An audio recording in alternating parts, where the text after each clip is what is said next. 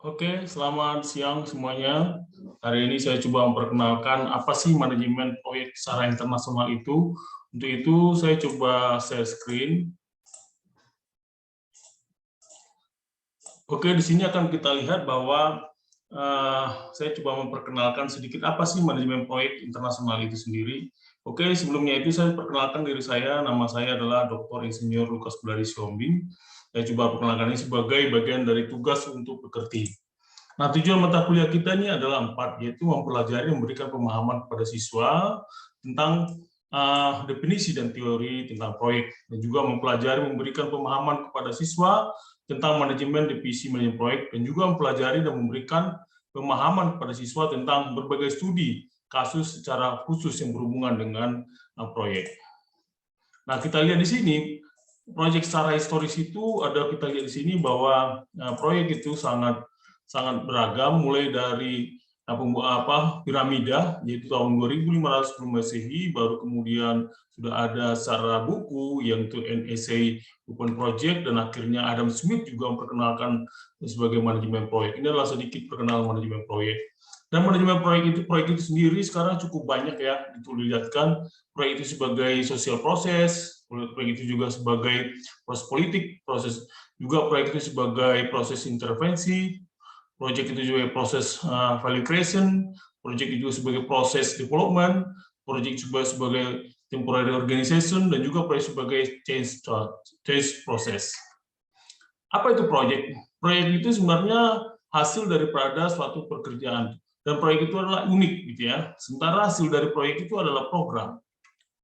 Nah, kita lihat di sini bagaimana hubungan antara proyek ke program, gitu ya, sampai ke strategi. Jadi strategi di sini ada namanya portofolio, scorecard, dari portofolio nanti lari ke program. Selanjutnya baru ke program itu lari ke proyek. Nah, proyek ini scorecard-nya sampai ke proyek sangat detail, dan ini akan saling berhubungan align dengan strategi.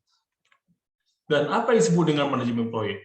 Manajemen proyek adalah aplikasi daripada pengetahuan, skill, maupun perangkat atau teknik untuk mendapatkan kegiatan proyek-proyek itu sendiri. Dan juga proyek itu sendiri adalah sebagai aplikasi ya, sesuai dengan integrasi manajemen proyek, proses manajemen proyek yang dimiliki oleh satu proyek. Dan kita lihat di sini apa sih, bagaimana seseorang itu punya kompetensi individual, yaitu dia punya knowledge, skill, maupun ability. Jadi knowledge di sini adalah kemampuan untuk menerima informasi dari hasil pengalaman dia. Sementara skill itu adalah bagaimana dia mampu secara teknis untuk melakukan pekerjaan. Contoh, membuat daripada Gantt chart, gitu ya. Sementara ability adalah dia mampu secara efektif mendeliver suatu knowledge maupun skill atau keterampilan yang diperoleh, yaitu seperti mampu mengelola suatu proyek sesuai dengan jadwal. Dan ini adalah proses interaktif proyek atau fase yang kita lihat di sini, bahwa antara waktu dengan usaha di sini mulai dari awal sampai akhir, demikianlah mulai dari inisiasi, mulai dari perencanaan sampai pelaksanaan, sampai kepada monitoring sampai di closing.